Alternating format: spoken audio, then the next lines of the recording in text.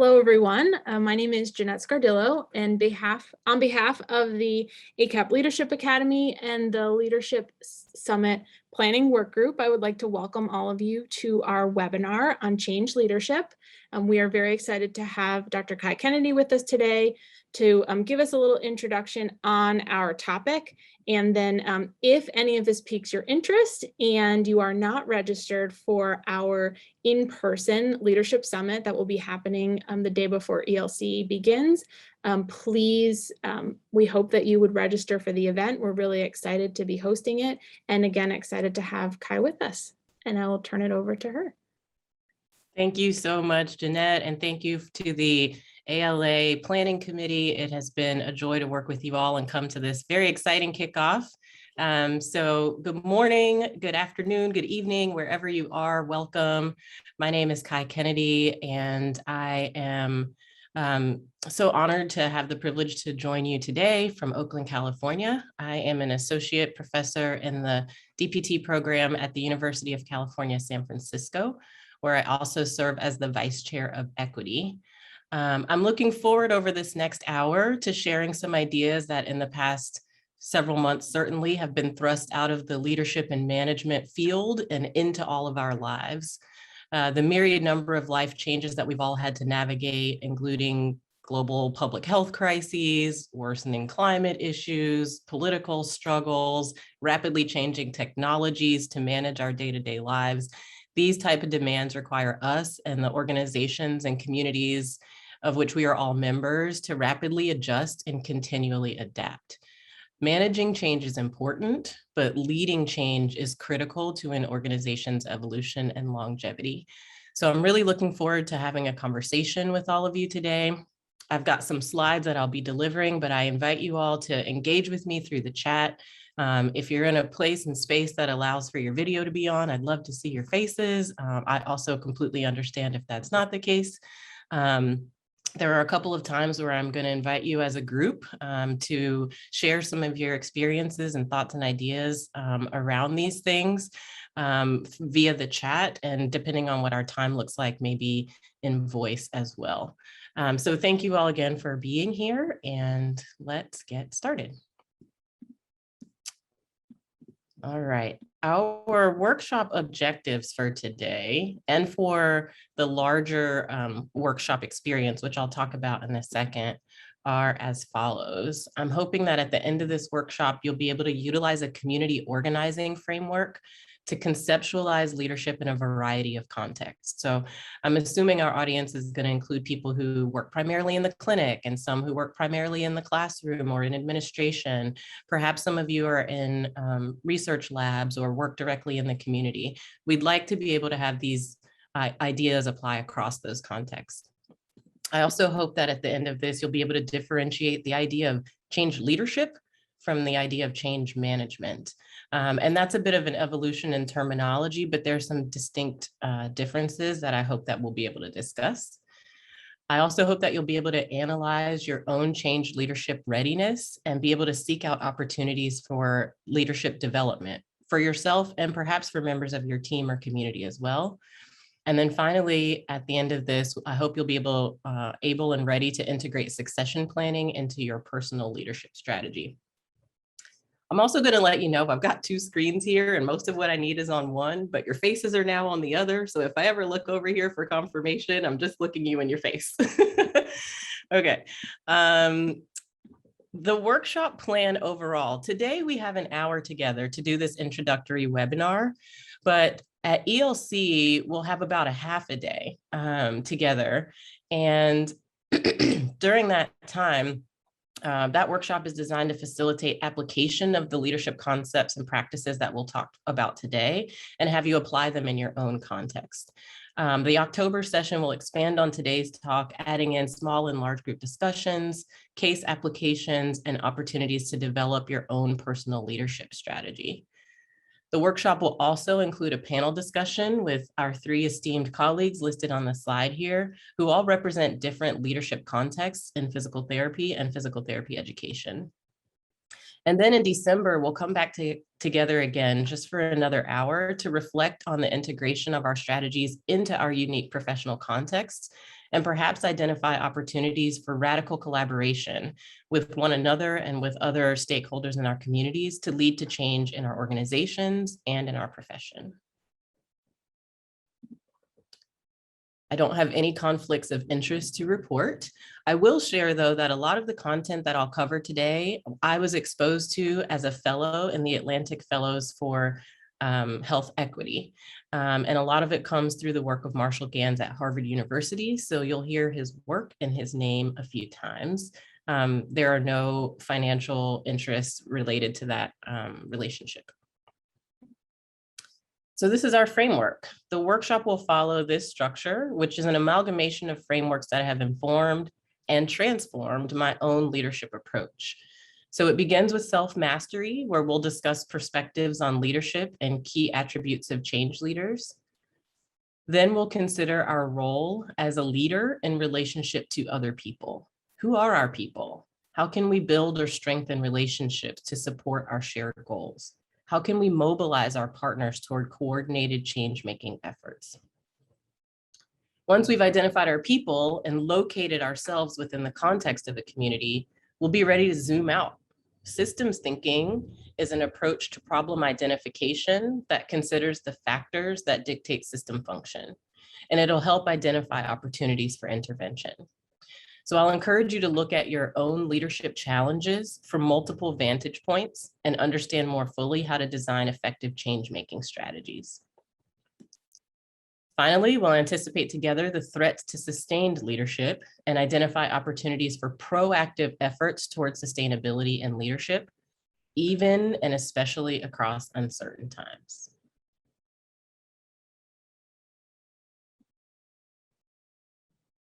So since we all come to this conversation with different backgrounds and experiences with leadership, let's orient ourselves with a few frameworks. First, we'll look at the framing structure embedded here in the HPA, the Catalyst LAMP Leadership 101 self-assessment. The 80-item questionnaire is arranged in 4 parts: personal leadership, interpersonal leadership, organizational leadership, and community leadership. Similar to our workshop framework, this leadership framework centers the self-work required of the leader and builds the sphere of leadership influence outward to the interpersonal relationships, organizational impacts, and community level influence that we have the potential to affect.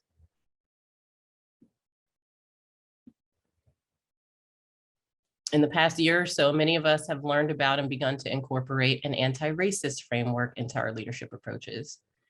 Just over a week ago, the APTA's House of Delegates voted to adopt RC9, which affirms our commitment to being an anti-racist organization that believes that the association and members, collectively and individually, have an obligation to address policies and practices that perpetuate systemic racism and inequity in our association, the profession, and society. This anti-racist framework also centers on self-awareness as a precursor to outward action. When working through an anti-racist framework, it is necessary for an individual to first locate themselves in a greater social landscape.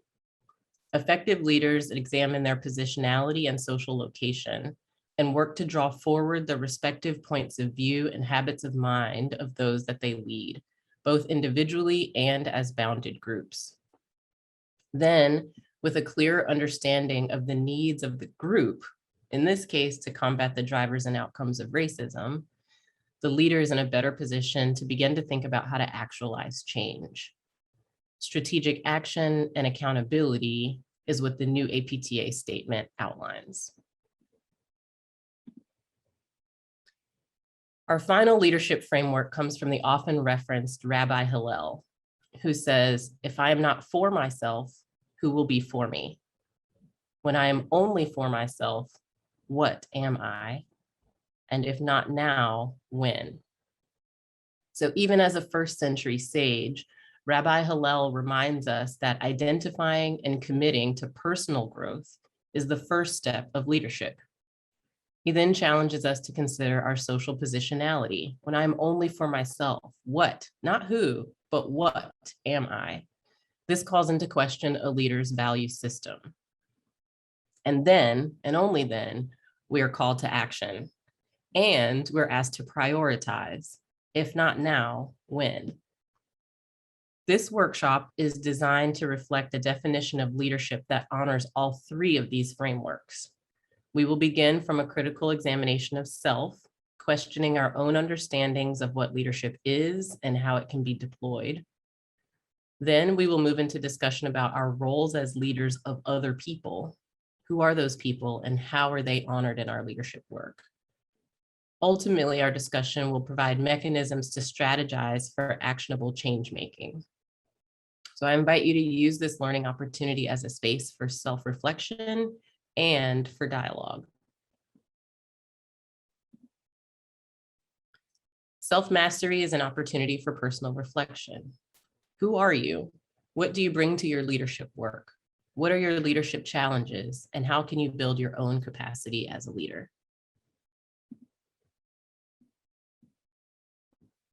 So let's take a moment to identify and locate ourselves.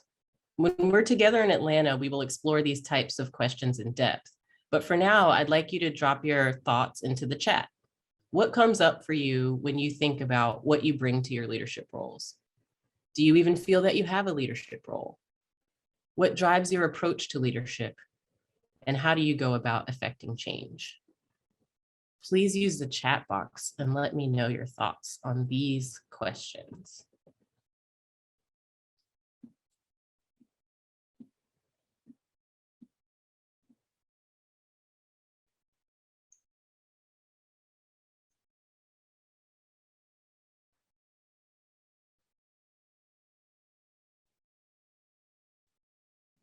We have a quiet group today. Takes a little warming up.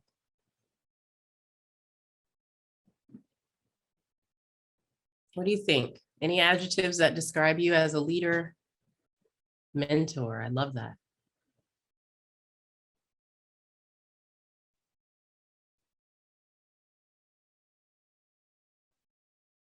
Beautiful. And Tony, I love, at least that's what I try to be, right? Recognizing that we have our ideals, but we're not always at the top of our game, right? Sometimes we need some support to get to where we're trying to be as a leader. Beautiful. Patience, supporter, connector, authenticity. Excellent.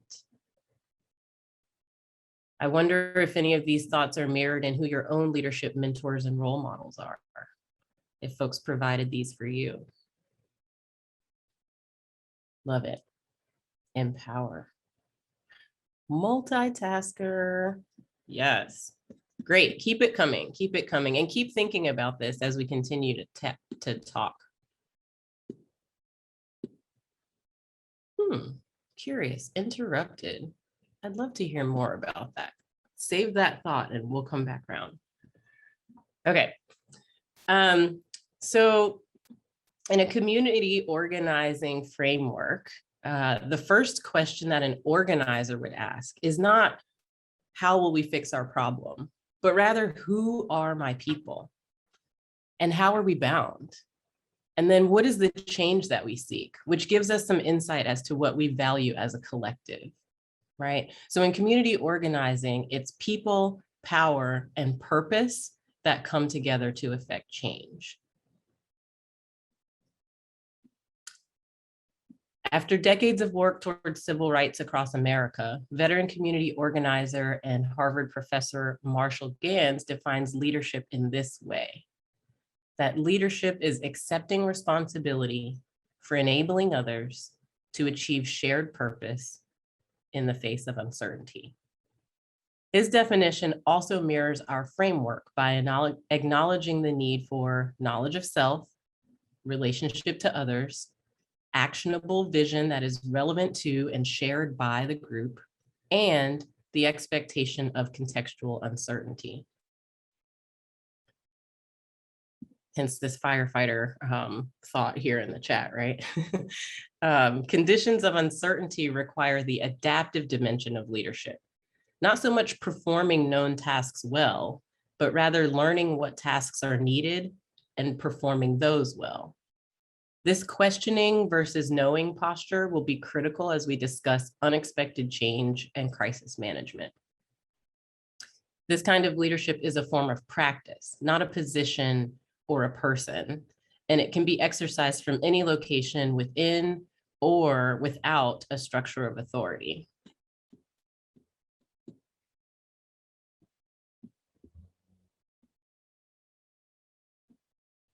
An organizer's job is to turn a community of people who share common values or interests into a constituency, which is a group of people who have committed to act on behalf of those values or interests. Constituents are people who have a need to organize, who can contribute leadership, who can commit resources, and who can in turn become a new source of power. This model of distributed leadership, sometimes called the snowflake model, allows a constituency to maximize the potential of each contributing member and thus increase the power of the collective.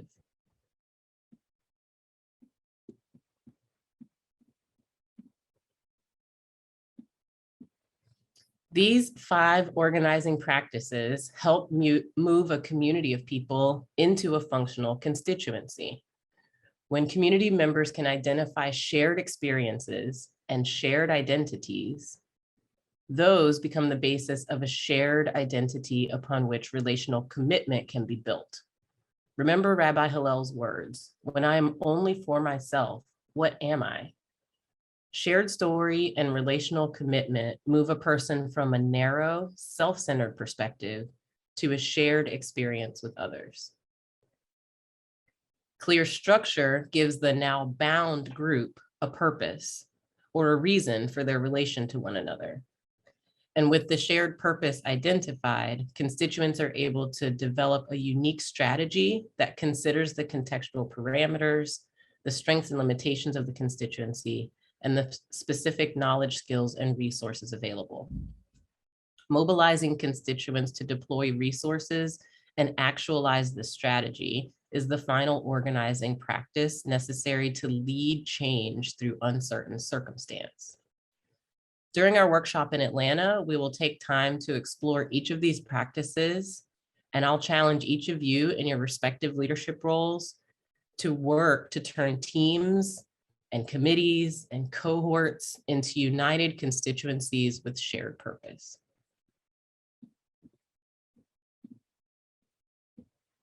The literature is clear about sources of failure.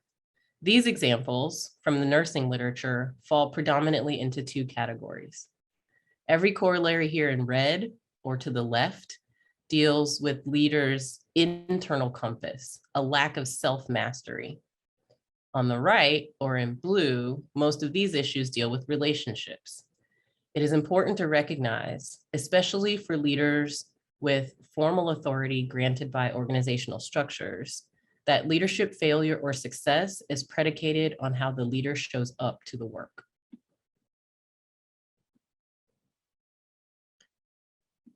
So a few takeaways in terms of self-mastery. Every person has a culture that shapes their worldview and practices. Culture is deeply embedded within and around each of us and is especially shaped by the social context of education, or healthcare, might I add. Leadership might be defined as accepting responsibility for enabling others to achieve shared purpose in the face of uncertainty. Community organizing practices can help us transform a constituency into an active unit mobilized around the pursuit of a shared goal.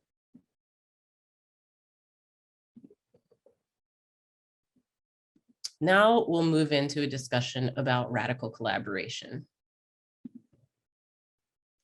In Tam and Luyet's book, Radical Collaboration, these are the definitions that they use. Radical, an adjective of or from the root, meaning fundamental, favoring basic change, as in the social structure. And collaboration, to work or act jointly and to labor together. In organizing, power is not a thing or a trait.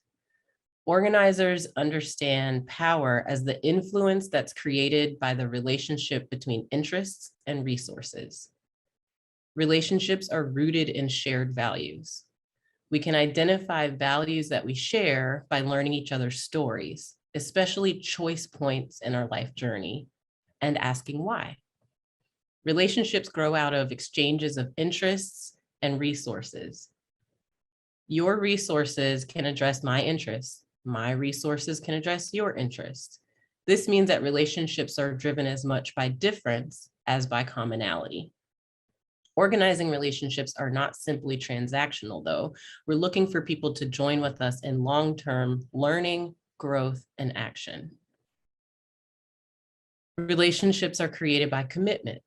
An exchange becomes a relationship only when each party commits a portion of their most valuable resource to it. A commitment of time to the relationship gives it a future and therefore a past. And because we can all learn, grow, and change, the purposes that led us to form the relationship may change over time as well. In fact, the relationship itself may become a valued resource. Relationships involve constant attention and work. When nurtured over time, relationships become an important source of continual learning and development for the individuals and communities that make up your leadership effort. They are also a great source for sustaining motivation and inspiration.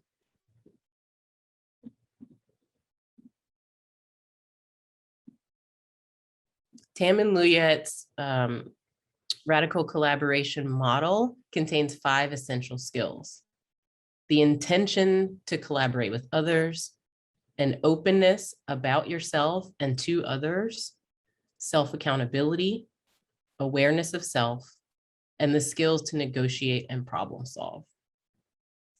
When we're together in Atlanta, we'll work through each of these 5 skills and apply them to your own leadership challenges. So in terms of radical collaboration, some things I'd like you to take away are that relationships are rooted in shared values, and they grow out of the exchanges of interest and resources. We can take the opportunity as leaders to draw forward the shared values of our teams and use those as a foundation for the exchange of interest and resources. Relationships are created by commitment, not merely proximity. So it's important to understand the values held by each member of your team and to determine what drives their action.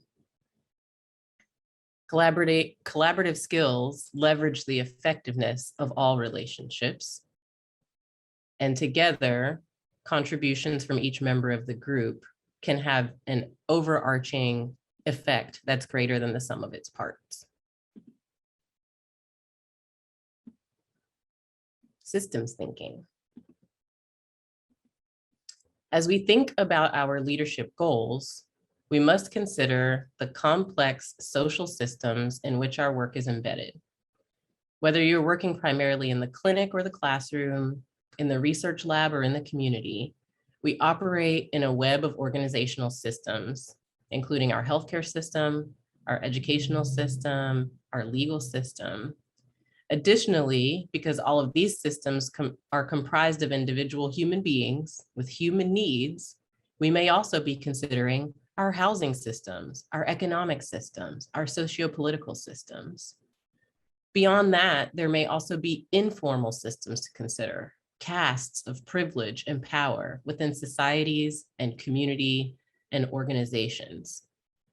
Systems thinking asks us to zoom out even more from ourselves and our teams to understand how our leadership challenges are situated in the big picture.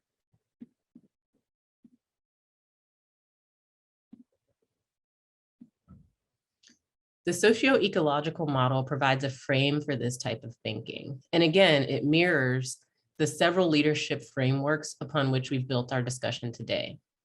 Self-work informs relational work, which in turn impacts organizational identities and operations, ever expansive until we reach societal impact.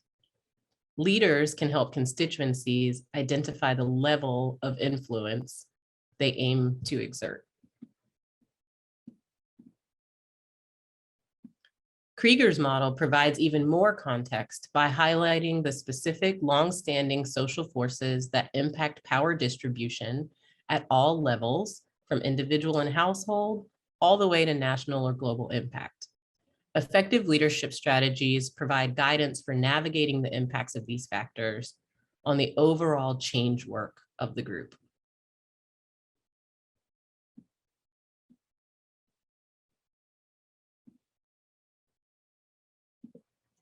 One key task in preparing an effective leadership strategy is the root cause analysis.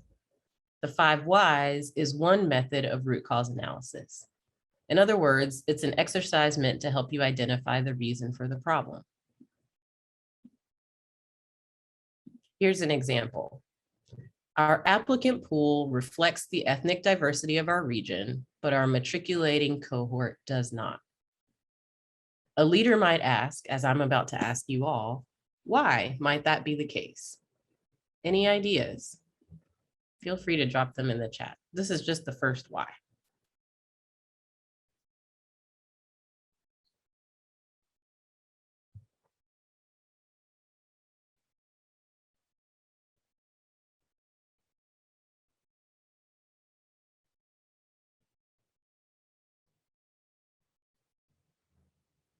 Nice.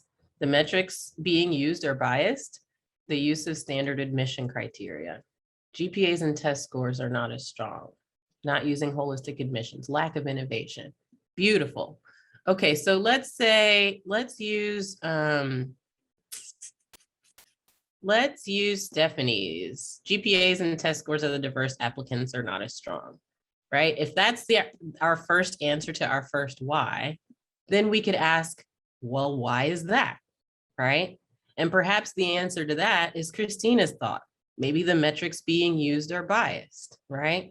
And then we could ask ourselves, well, why is that, right? And on down until we get to a root cause of the bias in that particular system, which would in turn provide us as leaders with a direction to aim our action, right? So we could either have an action that removes that particular metric as part of our decision-making process, or we could have an action that challenges the test makers and the GPA makers of the world to reconsider how they come up with those answers, right? So asking the 5 whys and getting down to a root cause is a key part of your strategy process so that your action is aimed in the appropriate direction. This is one example of a simplified version of root cause analysis that challenges us to not act too quickly, but think specifically about what we're doing and why we're doing it. Thanks for your input, everybody. That was helpful. So some systems thinking takeaways. Systems thinking asks us to zoom out to understand how our leadership challenges are situated in the big picture. Effective problem identification accounts for the complexity of socio-ecological systems within which teams, organizations, and communities are situated. And root cause analysis can help leaders identify the core reason for their problem, the problem they aim to address, and help to direct the strategies to address the drivers of that problem and not just the outcomes. So how do we develop an action plan? Well, first, we need some goals. And as with clinical goals, organizational goals should be SMART. Effective strategic goals must be objectively measurable in a specific domain. The strategic goals should employ the strengths of your constituency and result in an increased capacity for future endeavors. Effective goals should be shared by the constituents. It is not uncommon in leadership to have a minority of stakeholders working against a traditional power structure and the systems that substantiate a power differential. In this case, it is critical for leaders to build a constituency and focus a series of nested goals to influence change toward the larger mountaintop goal.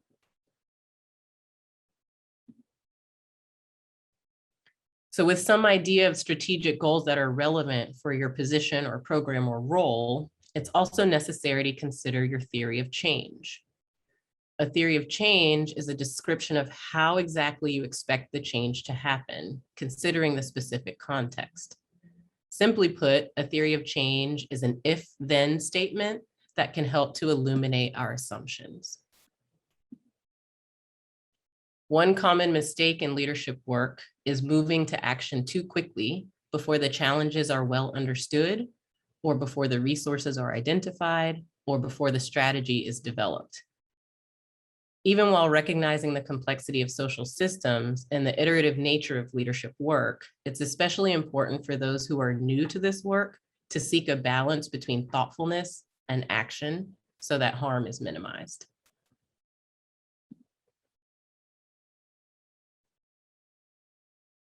And so a leadership campaign is a series of actions that are planned out ahead of time to affect an overarching goal, a mountaintop goal, I called it earlier. So here's an example. Let's pretend, I'm gonna bring your faces back over on my screen. Let's pretend we're all third graders at the Mary McMillan Elementary School, and we've got a serious problem. We used to have lunch, and then when we finished our lunch, we could go straight to recess. But it turned out some kids were misbehaving at recess while other kids were finishing their lunch. So the principal has decided no one can go to recess until everyone goes to recess. We think this is a terrible idea, especially me, because I eat my lunch in 5 minutes. My parents are PTs, and I know I want to get outside and exercise. So what are we going to do about this, right? If we're third graders, how might we go about building our power? What can we do in terms of action to affect change? Who might we collaborate with? Who might we radically collaborate with to affect change in this way? Feel free to drop in the chat, or honestly, feel free to unmute yourself and chat with me. What do you think we could do as a bunch of third graders to fix this problem?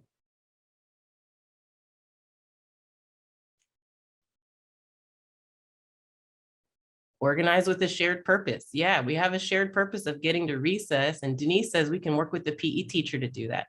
Denise, tell me what you think the PE teacher might be able to do to help us out, if you don't mind. Sorry, I was eating, so I had myself hidden. When you said find an advocate, someone who has the health and wellness background to give more than just we want to play, but the health benefits. Yeah, so you're saying we could go to the PE teacher and say, can you talk to the principal for us? This is ridiculous. I think that's perfect. Awesome. Thank you for sharing that. And thanks for coming on camera, Denise. What other ideas do we have?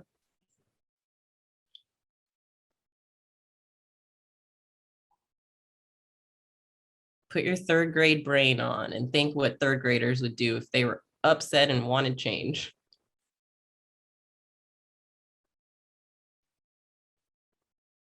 Have a fit, right? They could have a fit, they could throw a tantrum, maybe it's a food fight, who knows? But yeah, have a fit. That's a solid answer. I love it. Hang on to that thought. Let's see, ask what the behaviors are that determine to be a concern. Carol, tell me more. So maybe there's a difference in opinion between what is play and what is disruptive behavior. And I don't know if at a third grade level they can talk to each other and work through that, but sometimes being disciplined for something you don't understand can be a challenge in itself. Yeah, okay, so seek clarification, get some guidance from folks, right? Perhaps hold a town hall of some sort and figure out how to get to the bottom of this particular issue, right? So we've got 3 great ideas. We've got town hall, we've got recruit the PE teacher, and we've got throw a fit, right? If we were going to order those 3 events in such a way where the one that is most likely to be disruptive and get some sort of reaction happens at the end, and the one that is least disruptive and perhaps more palatable happened at the beginning, what order would you put those 3 things in? PE teacher, town hall, and throw a fit. Okay. Yeah. PE teacher first, town hall, throw a fit, couple votes for that. clarification or town hall, then the PE teacher, then throw a fit. Okay. Any other ideas? Yeah, so either way, throwing a fit's going to be at the end, it sounds like. And we could either have the town hall or recruit the PE teacher at the beginning, right? And so when you think about designing a series of actions to affect change, this is a great way to design your overall strategy. What's the low-hanging fruit, right? Perhaps we've got to go to PE anyway, so we go ahead and recruit the PE teacher. We let the PE teacher know that we're interested in holding this town hall. Maybe we invite the 4th and 5th graders as well for their senior experience here in this change, right? And then maybe at the end, if none of that is working, we throw a huge fit. We throw a food fight in the cafeteria with all the kids because somebody's got to do something when that comes to pass, right? And so if we think about our own leadership challenges in this way, then we might be able to develop a succinct campaign, if you will, that's got peaks along the way. If you look at this little graphic on the screen, you kind of start at the bottom, you go up a peak, that might be the meeting with the PE teacher. And then the second peak would be the town hall, right? Where you've got 300 kids and 20 teachers and the principal in the cafeteria hashing out this issue. And then if things still don't change, right, now these 3rd graders can organize a food fight, organize a food fight. It sounds crazy, but if it's part of a leadership campaign, it would be a strategy, right? And so it would be organized on this day, at this time, everybody's going to throw their Lunchables across the room so we can get our voices heard, right? And so this is the type of thinking that I want you to do when you're able to plan ahead for change making work. That said, not every leadership opportunity is something that you can plan ahead for. So in Atlanta, we're also going to talk about adaptive leadership and crisis management. And this type of science brings into the conversation issues of complexity, issues of, and we mentioned leadership, distributed leadership earlier on, but this really sort of polyarchic lens that says leadership needs to be by the many, for the many. So it might not just be one 3rd grader that's spearheading this whole thing, but perhaps each person has a role to affect change for the larger community.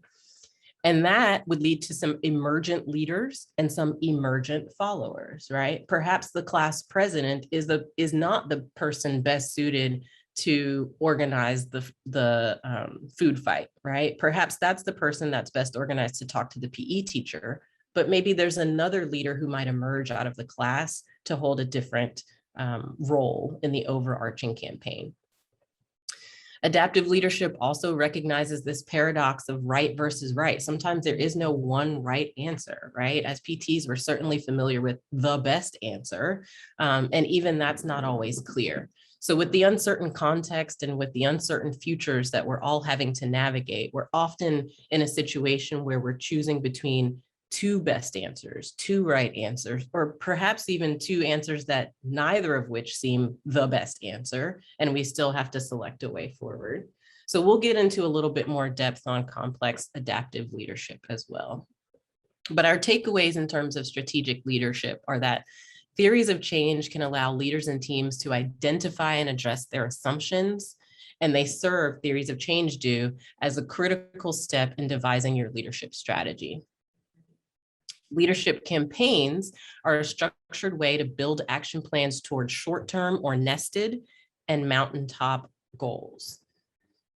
Change leadership requires adaptive leaders who anticipate uncertainty and paradox and who are prepared to tap into the collective strengths of the constituency by directing and assuming emergent leadership and followership.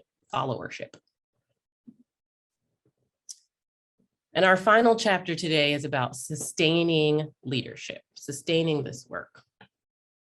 And so we recognize that the sun sets on every leadership stint, and sometimes with little notice.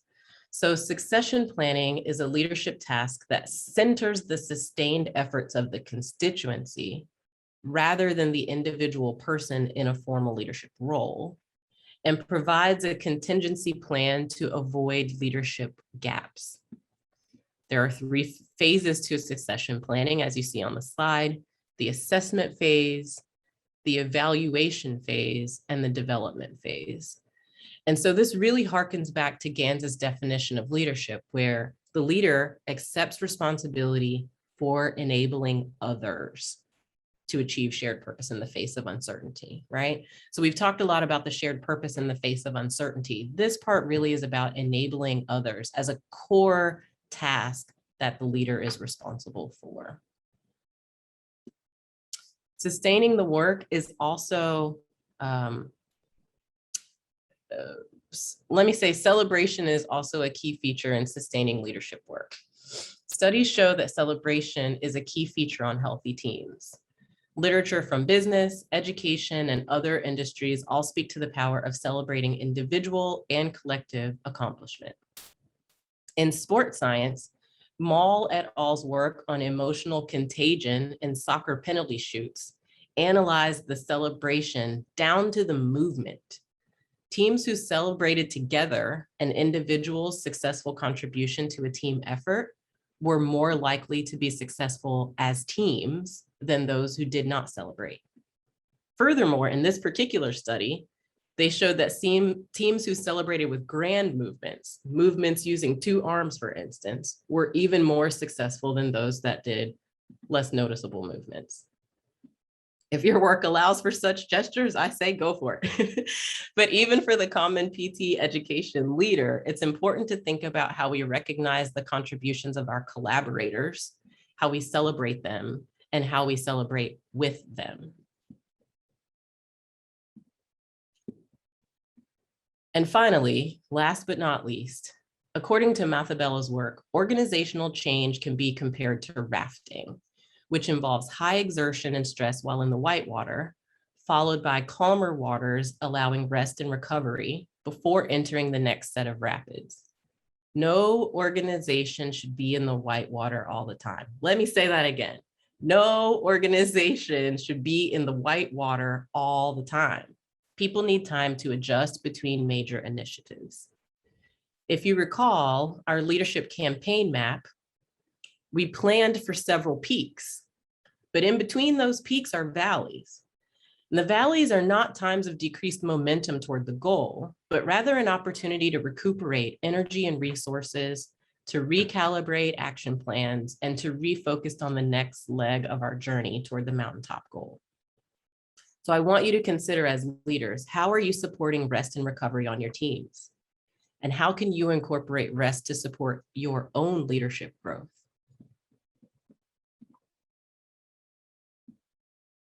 So in terms of sustaining leadership, here are the takeaways. Succession planning is a leadership task that centers the sustained efforts of the constituency and provides for a contingency plan to avoid leadership voids. Celebration is a key feature and contributor to the success of a team. Leaders can use celebration to build shared story and bolster relational commitment. And no organization should be in the whitewater all the time. People need time to adjust in between major initiatives. These takeaways, as well as the takeaways from the other 4 components of this talk, are the things that we're going to explore in greater detail with exercises, group discussions, and case applications when we come together in Atlanta. So I hope all of you that are here today or listening later are able to participate in that. I'm really looking forward to hearing how these apply to your work. So I want to thank you for listening to me today. And with a little bit of time to spare, I hope we have some time for some questions and discussion. I've got a few references to share. And of course, you can always reach out to ACAPT. But at this point, I will stop sharing my screen and look forward to your thoughts.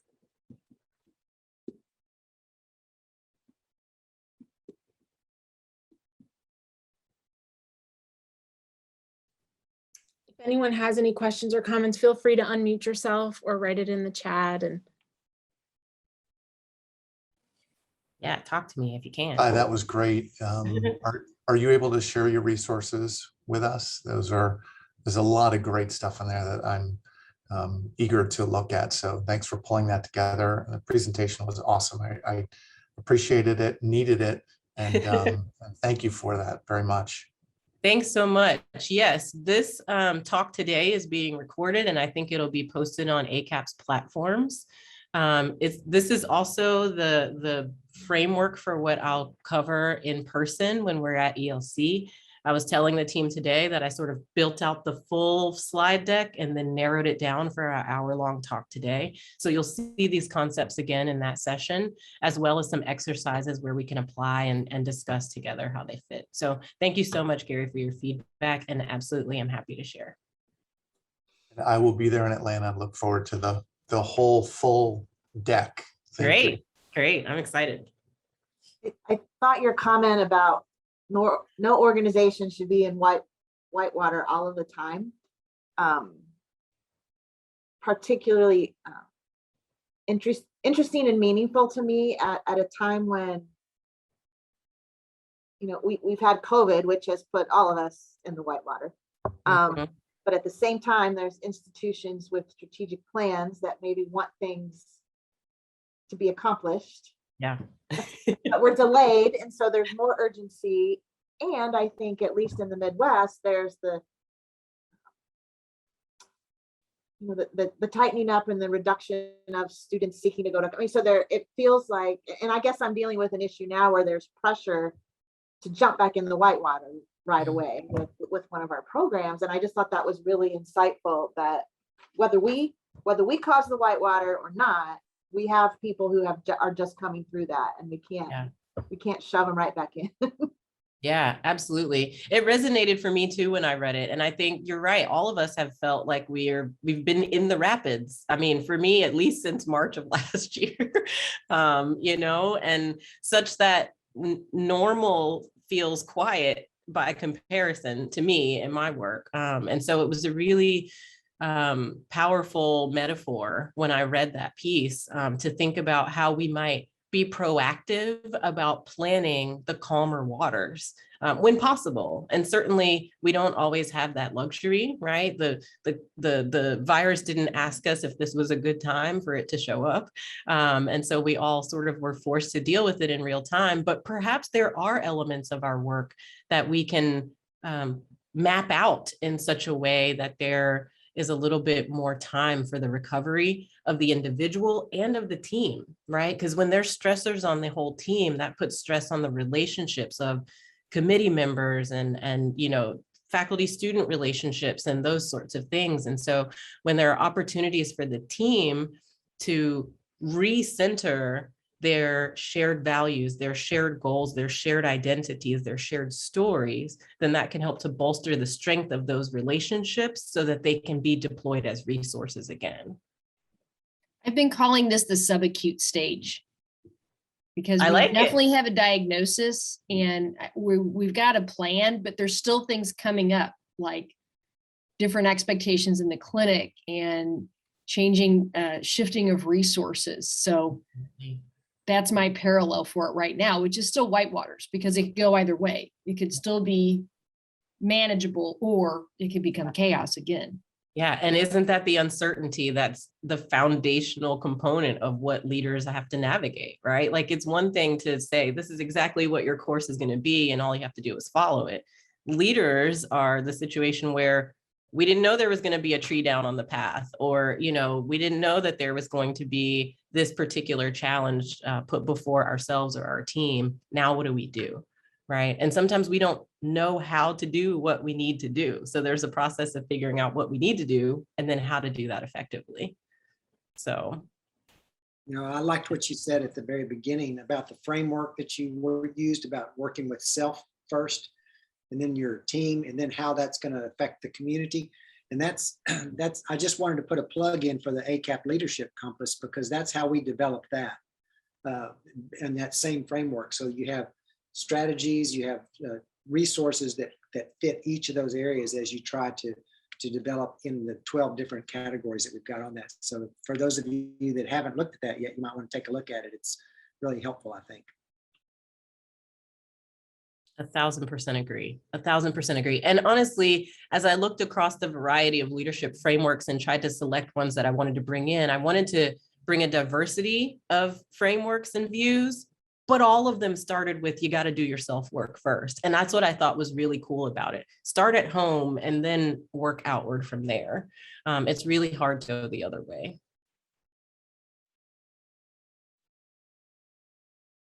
Any questions?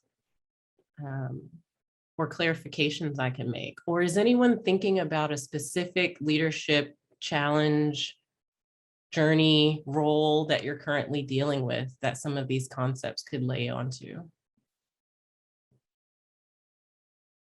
That's a little bit of a teaser for Atlanta. So come with your challenges ready so that you can get feedback from your colleagues. I'll put one out there is changing leadership and interim leadership and extended interim leadership in negotiating those waters has been a recent challenge. That's great. That'll tap into our conversation about succession planning, but it is a little bit different if it's intermediate or interim, right? Because now you can't look too far down the line when you know there's going to be a different perhaps team or structure or leader in place. So that's a great one. Thanks for that, Carol. Christina, did you have one too? I was going to say, really thinking or being mindful of building the right team, right? So I'm in the process of trying to fill some roles, and I don't want to shoot myself in the foot because we have to have bodies, right? You have to have this, a certain number of those bodies be with a terminal degree. Yep. But really, for me, the importance of building the right team is so critical. Right. But not wanting to shoot myself in the foot at the same time. So that's where I feel like I'm at right now is the right team.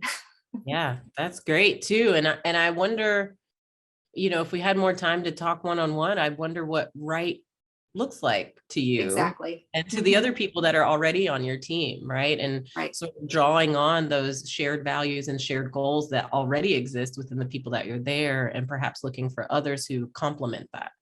Right. Yeah. Great stuff. I really liked the image of the mountaintop goal and all the pieces that build up to that. I'm at an institution and my unit has, I'm at an institution that's primarily an undergrad institution, but my particular unit has more grad students than it does undergrad students. And there's a constant sense that we need more graduate structure to support our grad programs on our campus. And that comes up. I mean, I've been in this dean role 10 years and that comes up year after year after year. And nothing. So when I saw that mountaintop thing, I was like, all right, what are the little pieces of steps that we can put into place? Because nobody seems to be moving towards a big mountaintop goal. So I wrote that down as something to think through as we're in Atlanta. I love it. I love it. Yeah, the nested goals and the mountaintop goals is a great way to, for me, it maps really nicely onto our idea of short and long-term goals in the clinic, right?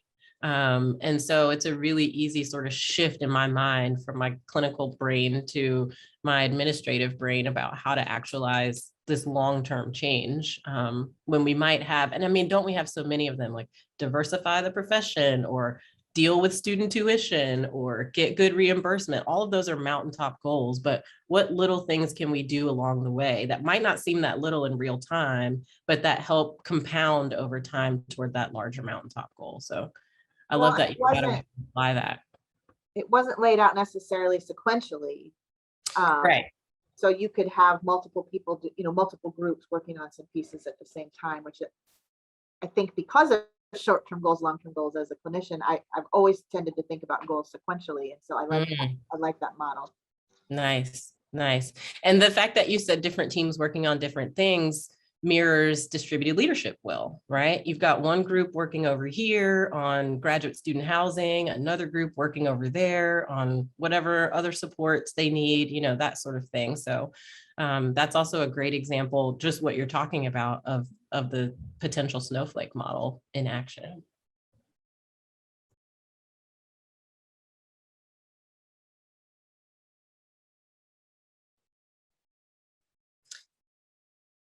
Well, this has been a really exciting sort of entry for me. So thanks to all of you for being here today and for providing me a little bit of feedback about how this lands with you and how it is relevant or not to your work. I would love to bring some of these examples forward in Atlanta, or have you all bring them forward too for feedback from your colleagues as we think about how to apply these ideas. So thanks again for all being here, and I look forward to seeing y'all in a few weeks. Thank you, Kai. This was great. Yay.